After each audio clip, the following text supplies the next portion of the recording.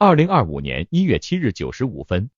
西藏日喀则市定日县发生6.8级地震，震源深度10千米，震中位于北纬28.50度，东经87.45度。震中周边5公里内有唐人村、雪珠村、嘎热果集村等村庄，20公里内有错果乡、曲洛乡。震中5公里范围内平均海拔约4259米。